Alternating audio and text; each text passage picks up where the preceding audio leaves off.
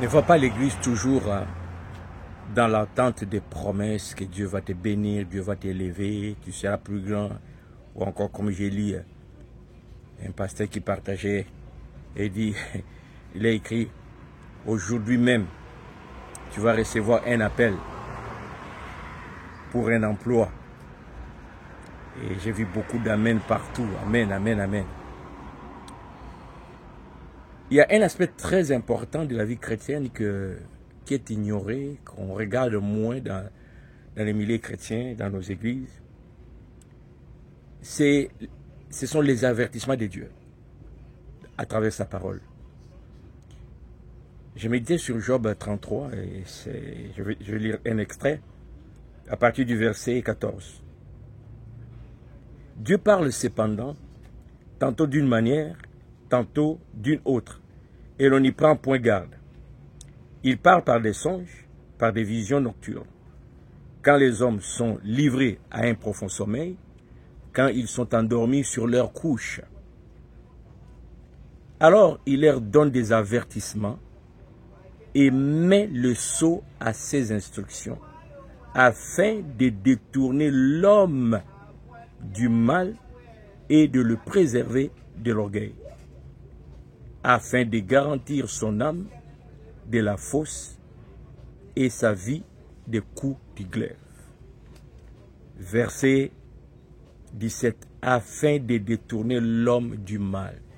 Il y a aussi dans la vie chrétienne, à travers la parole de Dieu, des avertissements qui ont pour but de te préserver du mal. Je sais que dans les milieux chrétiens, lorsqu'on parle des instructions, on devient un peu sceptique. Parce que nous sommes habitués à Dieu t'aime, Dieu va te bénir, Dieu va t'élever, tu seras puissant. Cette année, des choses comme ça. Et pourtant, le souci de Dieu, ce n'est pas vraiment l'élévation dans le sens où nous l'entendons, d'être plus grand que les autres, avoir plus d'argent que les autres. Ce qui est essentiel pour Dieu, pour chacun de nous, c'est que nous puissions mener une vie paisible, agréable, où nous sommes heureux et que lui aussi, notre Père, en nous regardant comme ses enfants, il nous voit heureux. Et bien, les avertissements font partie aussi de cette richesse. Ne déteste pas une prédication où il y a des avertissements, où il y a des interpellations. Ou encore, des songes que Dieu utilise pour t'avertir, pour te préserver. On va chercher des rêves où Dieu nous montre que nous sommes puissants. Parce que dans notre âme, c'est ce qu'on veut. On est grand, on est puissant. Mais des fois, ce n'est pas juste question de puissance, c'est question de paix, c'est question de ne pas tomber dans un piège. Et Dieu te parle. Le bien-être n'est pas toujours l'argent. Le bien-être n'est pas toujours le succès. Le bien-être n'est pas toujours avoir des autos, des maisons. C'est plus que ça. Et Dieu connaît mieux que nous.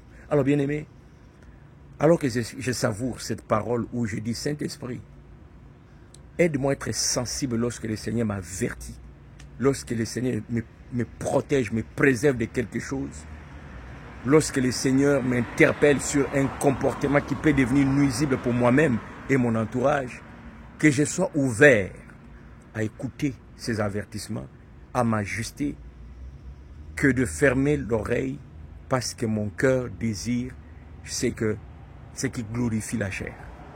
Alors, toi aussi, je te partage ça pour t'encourager à être attentif aux avertissements du Seigneur parce que ça fait partie de son souci de te voir heureux.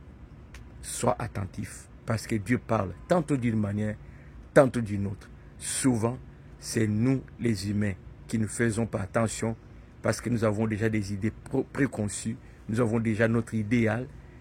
Nous proclamons Jésus être notre Seigneur, mais nous ne laissons pas le Seigneur nous guider comme Seigneur dans nos vies.